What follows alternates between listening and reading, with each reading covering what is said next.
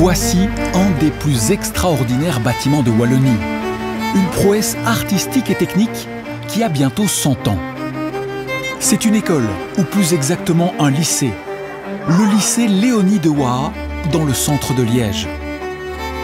Un joyau de notre patrimoine. Mais un joyau en souffrance, car il a subi les outrages du temps.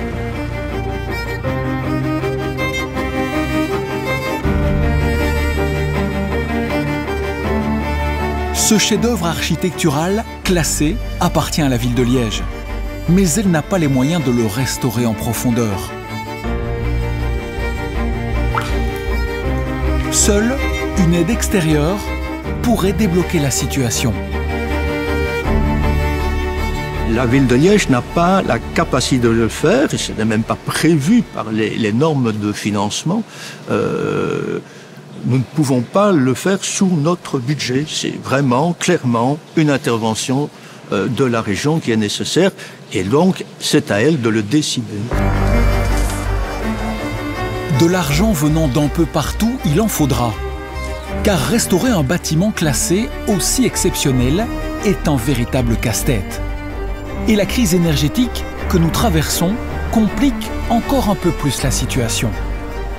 Ici, si on veut intervenir sur le bâtiment, par exemple pour avoir une ventilation meilleure, on ne va pas pouvoir le faire comme on le ferait dans un bâtiment neuf ou un bâtiment non classé. Si nous souhaitons isoler certaines parois, nous ne pourrons pas le faire parce que ces parois sont classées, ou nous devrons alors utiliser des matériaux qui feront que le coût de l'investissement ne sera apporté qu'après plusieurs siècles. Attendre des siècles, c'est impossible. Car vous allez le voir, l'urgence est partout. Des centaines d'écoles sont concernées, dans tous les réseaux d'enseignement de Wallonie et de Bruxelles. Le moindre petite vis qui s'en va, le radiateur tombe. Parfois il pleut dans ces locaux. Si vous critiquez votre école, vous perdez des élèves, vous perdez de l'emploi. Il y a beaucoup de dossiers qui, de mon point de vue, en 2023, auraient dû être réglés sans doute 10 ans ou 20 ans plus tôt. On n'a pas l'impression d'être une priorité pour le gouvernement. On n'a pas l'impression que nos enfants sont une priorité pour le gouvernement. Et je comprends que ça peut susciter la colère. De la colère, oui. Car beaucoup d'écoles aujourd'hui sont des écoles d'un autre temps.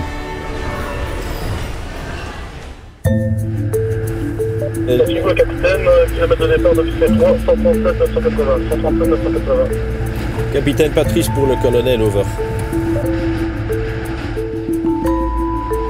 L'état des bâtiments scolaires et surtout leur sécurité, c'est le boulot des pompiers. La prévention chez nous est vraiment un élément essentiel, parce que c'est ce qui permet d'éviter un incendie. Oui, ça nous permet de maîtriser les risques sur notre secteur, hein, chef, de tout connaître. Hein.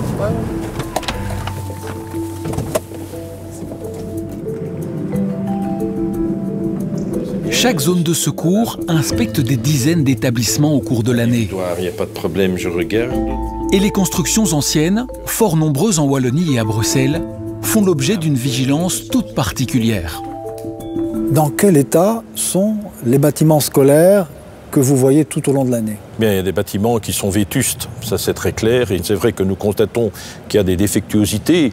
Il y a parfois des infiltrations d'eau, il y a parfois aussi des matériaux de construction qui n'ont plus la stabilité qu'ils devraient avoir. Et si on veut respecter la législation, ça va coûter très cher. Des bâtiments actuels dépensent beaucoup au niveau énergie, et donc ça veut dire que bon, financièrement, il faut savoir suivre aussi, et ça c'est pas évident. L'état des infrastructures scolaires, c'est surtout un problème d'argent, ou plutôt de manque d'argent. Un sous-financement chronique bien visible aux quatre coins de la Fédération Wallonie-Bruxelles. Comme ici, à Châtelineau, dans la banlieue de Charleroi. Saint-Barthélemy, une école fondamentale construite il y a un siècle. Et le poids des ans a laissé des traces profondes. Aux travaux urgents viennent s'ajouter des réparations inattendues.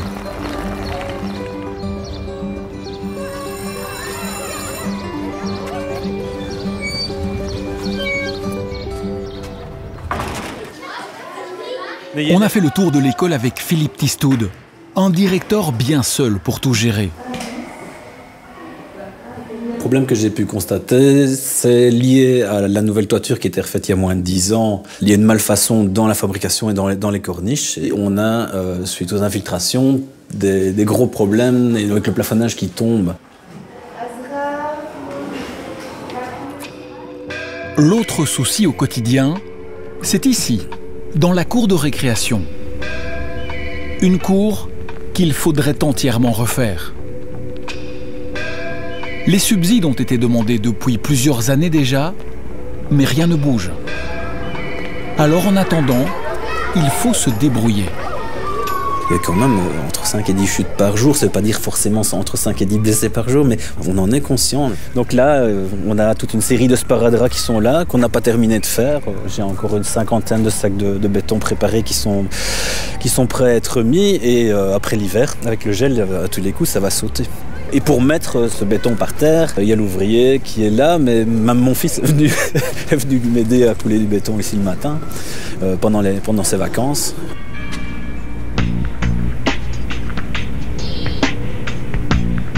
L'autre gros problème à Saint-Barthélemy concerne les sanitaires de la section maternelle.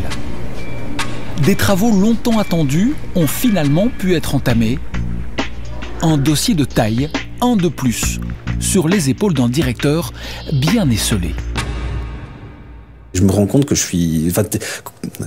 vu les tâches chronophages que je dois faire, qui ne sont pas forcément dans ma lettre de mission, plus la montagne d'administratifs que l'on nous demande au niveau de la communauté française, et donc la partie pédagogique, j'en fais finalement peu. Or, je suis porteur du projet pédagogique. Ça, c'est l'essence même de ma mission. Je n'ai plus suffisamment de temps pour pouvoir agir réellement là, dans l'essence même de ma mission, parce qu'il y a tout le reste à faire.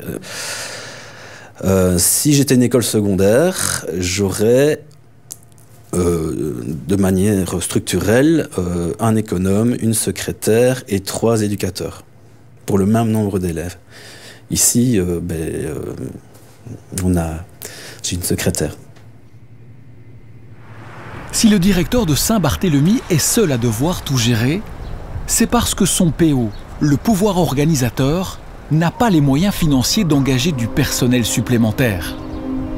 En fait, cette petite ASBL, associée à la paroisse locale, n'a pas d'autre rentrée que les subsides qu'elle reçoit de la Fédération Wallonie-Bruxelles.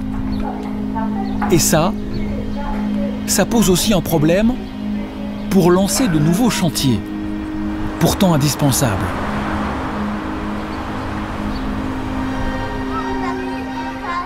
Autre pouvoir organisateur, autre moyen. Dans l'enseignement communal, là aussi les travaux de modernisation sont d'actualité. Nous sommes à Coutis, sur les hauteurs d'Andenne. L'école du village a beaucoup de succès. Le nombre d'élèves ne cesse d'augmenter, mais pas la place.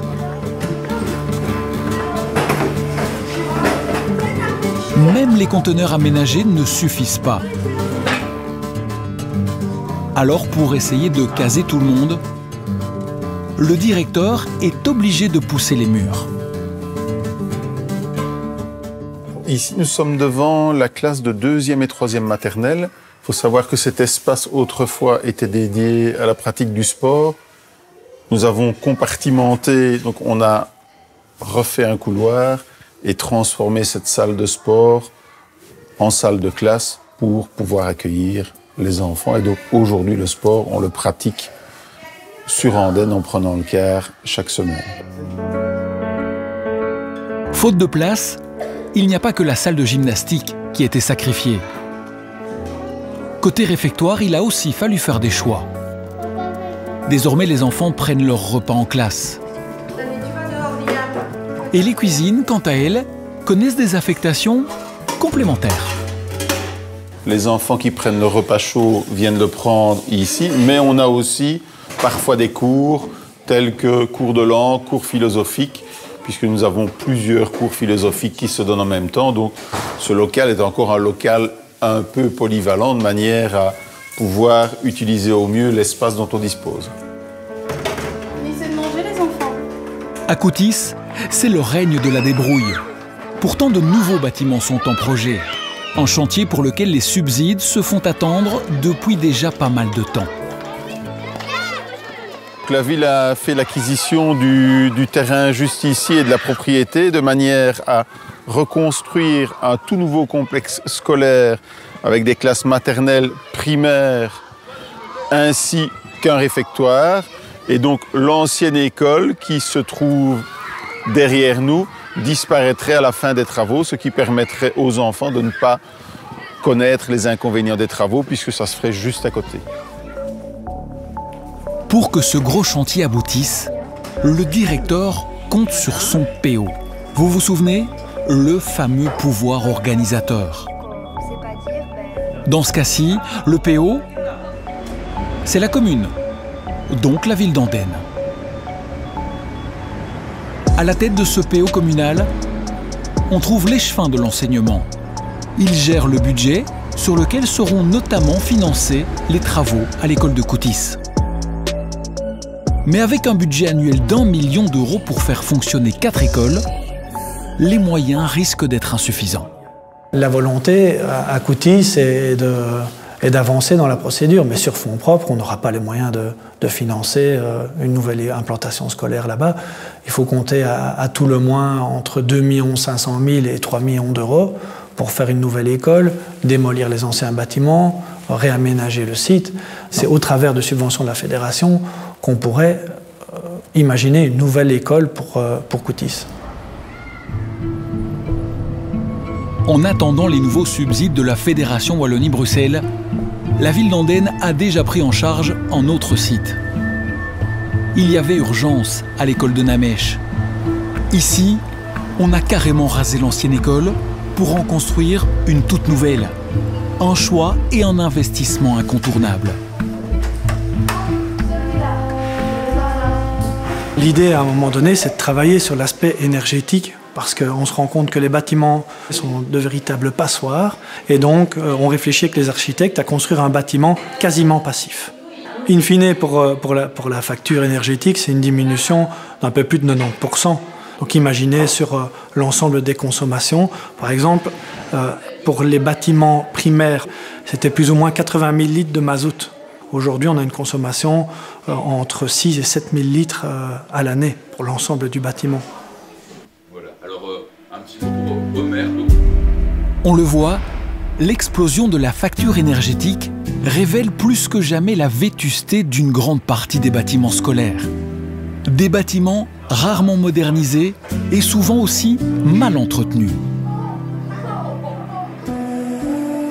Bien sûr, des édifices neufs sortent parfois de terre, mais les inaugurations sont rares.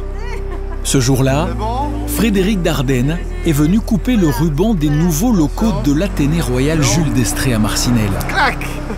L'occasion pour le ministre en charge des infrastructures scolaires de confirmer, à sa façon, l'urgence de la situation. Dès le début de la législature, j'ai arpenté le terrain de nos bâtiments scolaires et j'ai fait face au constat qu'il y avait beaucoup de travaux à faire. Et que l'État était parfois très mauvais, parfois mauvais, mais en tout cas qu'il fallait investir. Et ce, dans beaucoup de bâtiments scolaires, quels que soient d'ailleurs les réseaux, et que c'était nécessaire pour pouvoir faire évoluer notre enseignement de manière digne. Des écoles en mauvais ou très mauvais état, le constat du ministre est validé par un document intitulé Clé WB. Ce sont les conclusions de l'examen de l'ensemble des infrastructures scolaires. Cette étude, de grande ampleur, démontre que sur 13 000 bâtiments, la moitié nécessite des travaux de modernisation. 500 d'entre eux devraient même être détruits et reconstruits sans délai.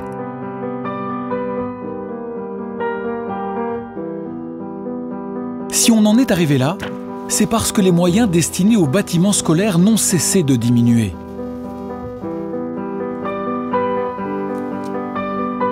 Depuis 1985, ce budget a été divisé par 4. Moins 75%. Un rabotage spectaculaire que le ministre Dardenne ne peut que confirmer avec une certaine dose de fatalisme. Je pense que ça a été une erreur. Je pense qu'il n'aurait pas fallu reporter des travaux qui devaient être faits. Il est clair que lorsque l'on réalise le budget annuel, on a tendance à répondre aux urgences et à ne pas s'inscrire toujours suffisamment dans l'investissement non urgent, dans l'investissement qu'il faudra faire. Alors, je peux évidemment que constater cela et quelque part déplorer cela. Oui, mais en attendant, cette diminution spectaculaire du financement des bâtiments scolaires a eu des conséquences sévères pour tous les réseaux, y compris l'enseignement provincial. À la Samaritaine, à Montigny-sur-Sambre, certains bâtiments sont récents et performants. D'autres ont fait l'objet de profondes rénovations. Mais faute de moyens, plusieurs chantiers n'ont pas encore pu débuter. C'est le cas de cette aile, qui abrite les locaux des élèves du secondaire paramédical. Des locaux qui ressemblent à un vieux décor de cinéma, presque à un musée. Ce bâtiment, qui est déjà vétuste, ne répond pas aux besoins de l'institution. C'est un ancien internat. C'est une structure en béton et les pièces à l'intérieur sont toutes petites. Et pour répondre à un développement, une activité des cours, c'est pas du tout adapté. Donc c'est un gros souci. Donc si nous devions le restaurer, non seulement il nous coûterait cher dans la restauration, puisque vous voyez que c'est quand même des mètres courants, les surfaces sont importantes, mais en plus, nous sommes, vu sa construction, ce n'est pas du tout des volumes qui nous intéressent pour ce que l'on veut en faire. Pour ce chantier de rénovation, la province a de la chance. Elle va pouvoir bénéficier du Fonds européen de relance. Ce sera l'occasion de se débarrasser de ce grand pavillon. Une construction qui devait être provisoire, mais qui, 60 ans plus tard, est toujours présente. Ce sont encore des bâtiments qui ne possèdent que de fines parois. Parfois il pleut dans ces locaux. Il est difficile de réguler le chauffage. Il est difficile d'implémenter toutes les nouvelles technologies qui sont liées au câblage, réseau, etc., etc. Parfois les parois ne tiennent même plus. Et donc c'est la raison pour laquelle nous devons mettre l'ensemble du site dans une position qui garantit le bien-être de tout un chacun.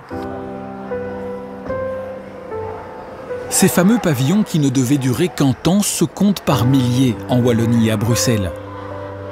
Ils sont connus sous les initiales RTG. Ce sont des structures légères, très mal isolées et surtout remplies d'amiante, ce qui rend leur modernisation quasi impossible. Certaines écoles RTG ont même dû être fermées, comme ici, à Gemep-sur-Sambre. Ces bâtiments aujourd'hui abandonnés présentaient de sérieux risques sanitaires, notamment en cas d'incendie.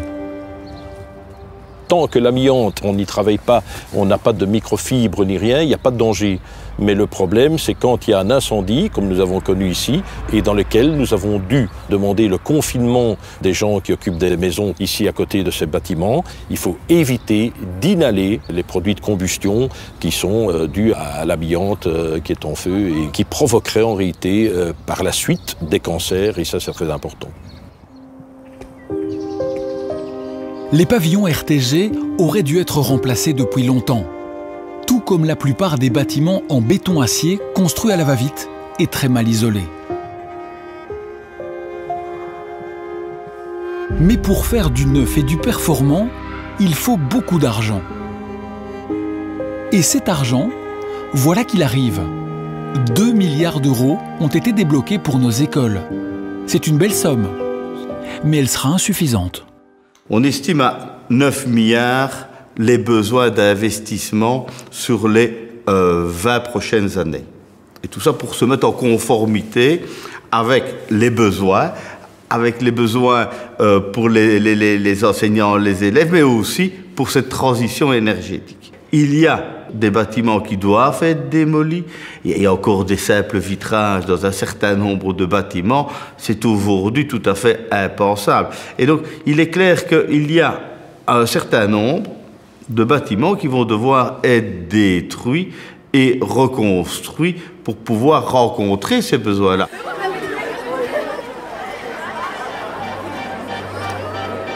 Vétusté des bâtiments et urgence énergétique, c'est bien le cœur du problème.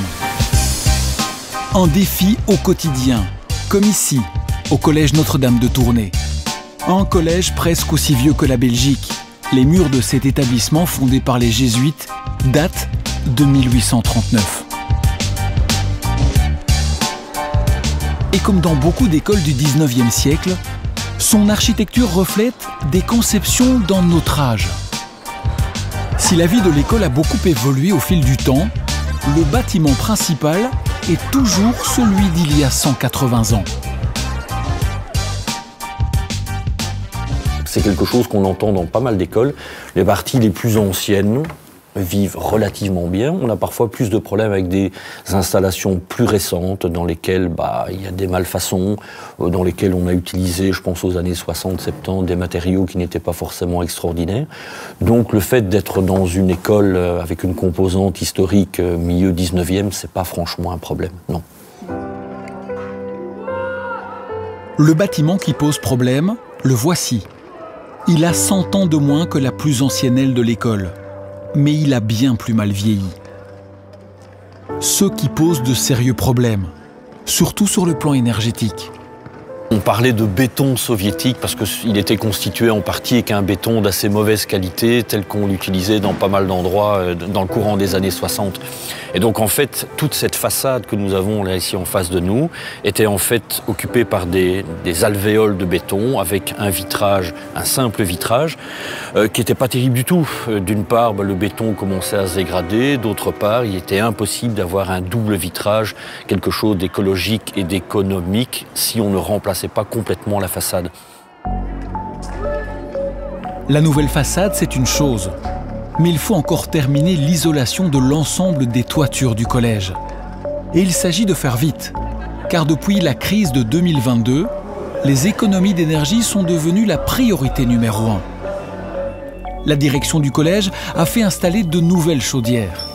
Elles sont bien plus efficaces que les anciennes, mais malheureusement, elles ont coûté beaucoup plus cher que prévu. C'est vraiment un gros chantier. On l'avait signé en 2020. Malheureusement, en bonne partie à cause du Covid, les travaux n'ont pas pu démarrer plus vite. Et donc on a dû attendre, ce qui veut dire que toutes les factures qu'on a payées pour ce chantier ont été soumises à des révisions. Pour les dernières, c'était des révisions qui montaient parfois jusqu'à 30%. Donc là, on va faire un emprunt complémentaire uniquement pour les dépassements. Cette facture majorée est une fameuse tuile pour le collège Notre-Dame, qui n'a pas d'autre rentrée que les subsides accordés par la Fédération Wallonie-Bruxelles. Un montant calculé en fonction du nombre d'inscriptions. On parle de 980 € par an et par élève du secondaire, soit environ 1 million d'euros. Un budget annuel assez serré, mais le pouvoir organisateur du collège doit s'en contenter. Un PO composé d'un président et de quelques membres, tous bénévoles. Lorsqu'il y a quelque chose d'assez urgent, le chauffage qui démarre plus parce qu'il est tombé en panne, quelque chose qui s'écroule, une fuite, le matin il me téléphone, je viens voir, parce qu'alors à ce moment-là il faut mettre en branle les dossiers d'assurance éventuellement, contacter des firmes, donc aller très vite. Mais ça, c'est plutôt rare. La gestion la plus importante, c'est une gestion à long terme, puisque les budgets à demander sont des budgets qui arrivent pas du jour au lendemain. Il y a des dossiers à remplir, ça prend plusieurs années à ce moment-là. Et des demandes de financement aussi qui sont beaucoup plus longs à obtenir. Le pouvoir organisateur que vous venez de découvrir gère une seule école. On vous propose de passer maintenant dans une autre dimension. Celui du plus grand PO de Belgique francophone. Il s'appelle WBE pour Wallonie-Bruxelles Enseignement. Il gère, tenez-vous bien, 360 écoles, 2200 bâtiments, 3 millions de mètres carrés et 200 000 élèves. C'est ce qu'on appelle le réseau officiel, Un réseau qui, pour chaque élève du secondaire, reçoit en moyenne 1 300 €, soit près de 40% de plus que dans les autres réseaux. Le gestionnaire de cette grosse machine, c'est Julien Niquez, un administrateur général qui estime manquer de moyens pour les gros travaux.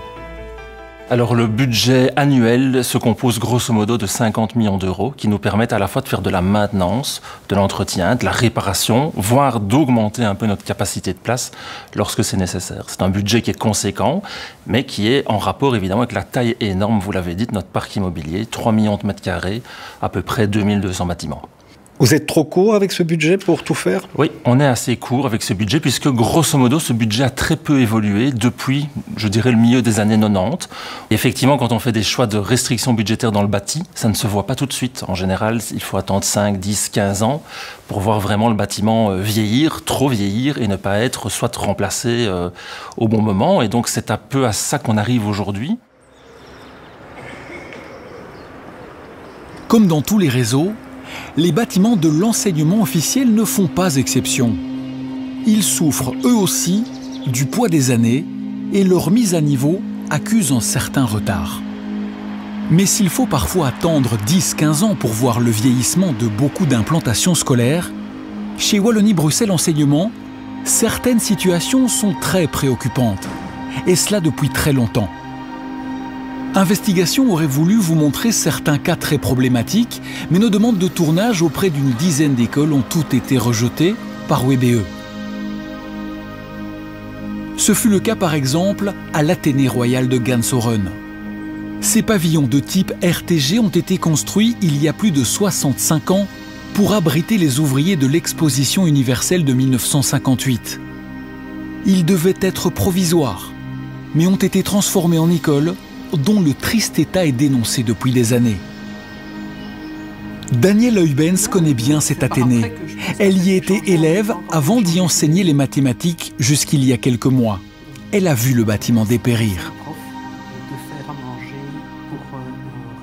Quels sont les problèmes qui sont apparus au fur et à mesure que vous occupiez ces bâtiments? Le sol s'affaisse d'un côté par rapport à l'autre, donc ça veut dire que les fondations ne sont pas vraiment au top. Le bois des corniches qui devient de plus en plus pourri, donc ça commence à pleuvoir dès qu'il y a trop de pluie.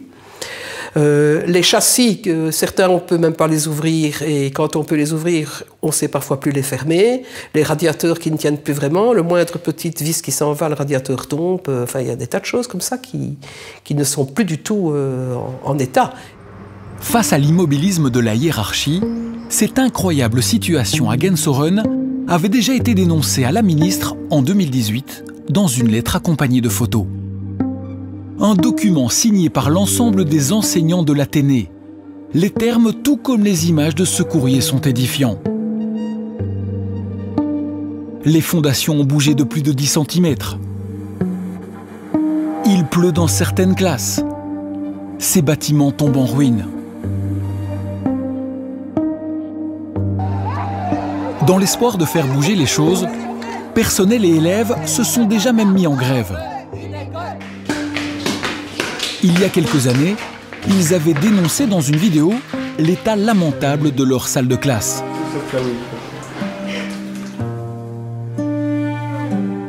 Un nouveau bâtiment a pourtant été construit pour remplacer une partie des vieux pavillons, mais là, nouvelle mauvaise surprise. J'ai occupé une classe qui était au rez-de-chaussée. La deuxième année que j'y étais, on m'a dit tiens, il y a des infiltrations d'eau au premier étage. Donc c'était à peine construit depuis 2 ans, 2 ans et demi. Une partie des élèves de l'Athénée a depuis été transférée vers 2 écoles voisines, mais plusieurs centaines suivent encore tous les jours les cours dans les vieux pavillons RTG. Toutefois, selon le pouvoir organisateur, une solution globale serait prévue.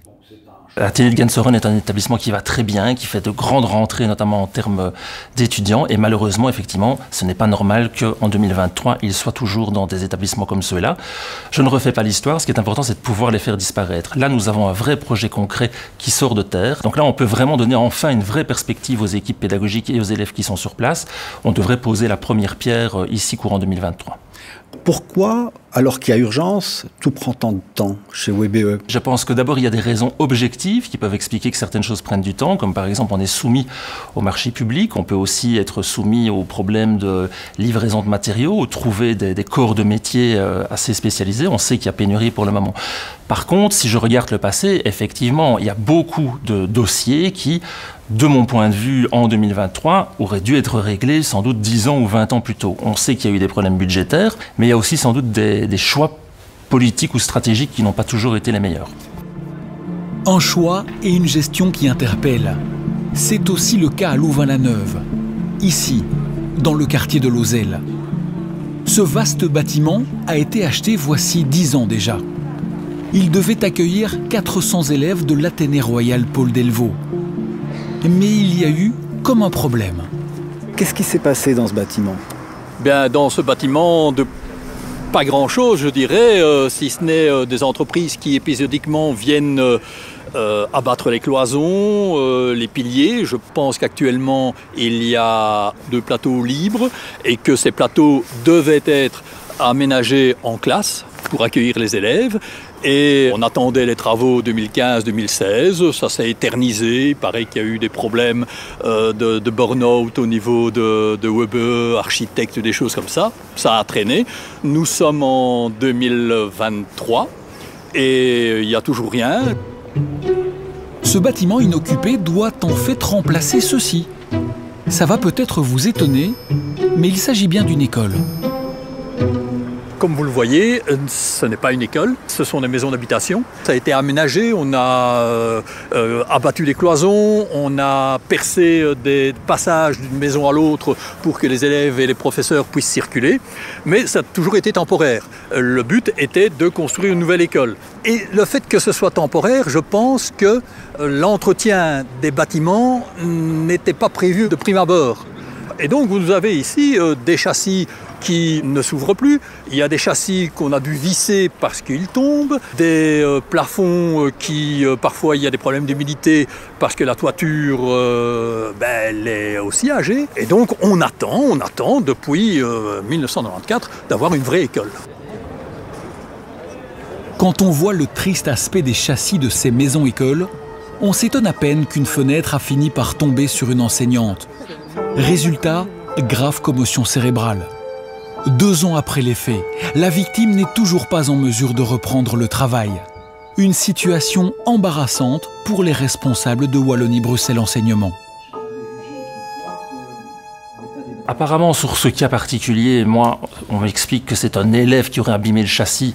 Le châssis serait tombé sur l'enseignante, peu importe que ce soit un élève qui l'a abîmé ou pas. Je dirais c'est des choses qui ne doivent pas arriver dans aucun métier, aucune organisation. Même si le risque zéro n'existe nulle part, ce n'est pas normal. Bien sûr, la difficulté de Lozelle, c'est qu'il y a un nouveau projet qui a mis du temps à sortir de terre, qui va enfin sortir de terre, et donc fait en sorte qu'il y a peu de réparations qui sont menées sur le site de Lozelle. On fait évidemment tout ce qu'il faut lorsqu'il s'agit de sécurité ou de salubrité. Il n'est pas question évidemment de mettre quiconque en danger, mais là effectivement c'est un cas malheureux particulier. Le nouveau bâtiment scolaire à Lozelle est donc confirmé, mais on ne sait toujours pas dans combien d'années il verra le jour. En tout cas, le professeur Belin, qui est très proche de ses élèves, n'y donnera jamais cours. Il est en congé de maladie et sera bientôt pensionné. Qu'avez-vous comme cours? Ah ouais, je ne connais plus mon horaire. Ah bon? Ce sont des élèves extraordinaires. Oui, il y a beaucoup d'affection en tout cas. J'aimais beaucoup donner cours à ces élèves. C'est vraiment... ça m'a déchiré le cœur d'arrêter, de devoir arrêter. C'est vraiment une école très chouette. C'est ça, c'est pour ça que c'est assez désespérant d'avoir des gens qui s'investissent, mes collègues s'investissent énormément dans cette école, et c'est désespérant de ne pas être suivi par WBE. C'est dramatique. Didier Belin est loin d'être le seul enseignant à critiquer la gestion de Wallonie-Bruxelles Enseignement. Par contre, rares sont ceux qui ont osé s'exprimer devant la caméra, par peur des réactions de la hiérarchie. Nous avons entendu des personnes qui disent « Je ne peux pas parler, ni devant la caméra, même pas ma voix, parce que je vais être sanctionné. » Vous foutez la trouille aux gens, alors comment ça se passe? Non, ça c'est plutôt surprenant ce que vous me dites, parce qu'on a fait l'inverse. Depuis que Wallonie-Bruxelles existe, on a rendu la parole à nos directions, puisqu'aujourd'hui elles peuvent s'adresser aux médias. C'est vrai que par le passé, ils leur étaient interdits, sauf dérogation, sauf autorisation. Aujourd'hui c'est l'inverse. Aujourd'hui on a dit à nos 450 chefs d'établissement, évidemment parlez de vos écoles, dites ce qui s'y passe, n'ayez pas peur d'aller vers la presse, d'aller vers les médias de manière générale. Alors bien sûr, nos membres du personnel ont un devoir de réserve et un devoir de loyauté, mais moi je leur fais confiance pour s'exprimer lorsqu'il y a des difficultés comme celle-là. Mais si dans les faits, les directions ont du mal à parler et à ouvrir les portes de leur établissement, ce serait, selon le plus grand syndicat des enseignants du réseau officiel, pour une raison assez précise. La problématique de parler de façon négative de son école au niveau des bâtiments, c'est pratiquement interdit. Pourquoi? Parce qu'on est dans un véritable marché scolaire. Donc qu'est-ce qu'il faut? Il faut attirer le client. C'est malheureusement comme ça que le système belge de l'enseignement fonctionne. Et donc, si on décrédibilise son école, que va-t-il se passer? On va perdre des élèves, et donc on va perdre de l'emploi, et donc l'école risque de péricliter, et donc le pouvoir organisateur va réagir. Il va dire, mais qu'est-ce que tu as fait là? Vous voyez? Cette jeune enseignante sera notre dernier témoin. Malgré la pression, elle a tenu à nous parler de son école. Victor Horta, à Saint-Gilles. Ici aussi, les bâtiments sont en souffrance. Ici aussi, il est question de mauvais entretien et de réparation attendues depuis des années. Alors il y a des questions de chaudière, et donc forcément de température dans l'école, avec des extrêmes. Trop chaud, trop froid. Aujourd'hui notamment, j'ai dû ouvrir la fenêtre, c'est ridicule, parce qu'en fait il faisait trop chaud dans ma classe. À côté de ça, on a des problèmes de châssis, comme dans beaucoup d'écoles, avec des châssis qui ont été rénovés, qui sont déjà cassés, mais aussi des châssis qui doivent être rénovés, qui datent d'on ne sait plus quand, mais au moins 50 ans, et qui sont du simple vitrage, et qui forcément laissent passer l'air. Donc même si tu surchauffes, l'air passe en travers. Et donc ça provoque clairement une perte de motivation aussi, avec des demandes de changement d'affectation pour certains. Certaines personnes qui adorent leur métier, qui ont envie d'être là, mais qui finalement n'en peuvent plus d'avoir trop froid, trop chaud, d'avoir de l'air qui passe à travers les châssis, d'avoir une salle de gym avec des trous, d'avoir une cour de récréation avec des bosses où les gamins tombent constamment. Enfin, c'est plus possible en fait. C'est clair que sur le terrain, il y a des situations qui sont inacceptable et invivable pour les enseignants, invivable pour les étudiants. Et je comprends que ça peut susciter la colère de ceux qui doivent travailler au quotidien dans ces écoles-là. Pour un enseignant, ses conditions de travail sont primordiales. Il a déjà toutes les difficultés des réformes qui sont en place. Si en plus son local où il travaille est en mauvais état, vous comprenez bien que ça ne pousse pas à rester dans la profession. Et donc je pense que je suis même convaincu que la pénurie est liée aussi à l'état des bâtiments scolaires. On l'a vu dans notre enquête, tous les réseaux connaissent des problèmes liés aux bâtiments et au manque de moyens.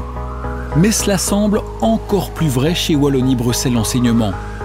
Un pouvoir organisateur qui a hérité de la lourde structure administrative de l'ex-enseignement de l'État.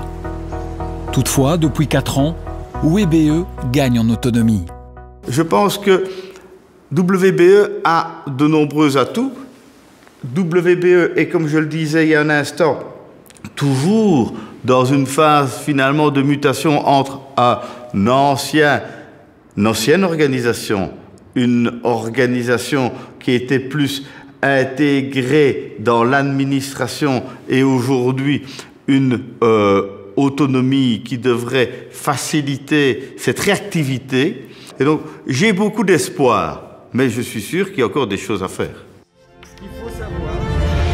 Des choses à faire et beaucoup d'espoir, il en faudra dans tous les réseaux de notre enseignement.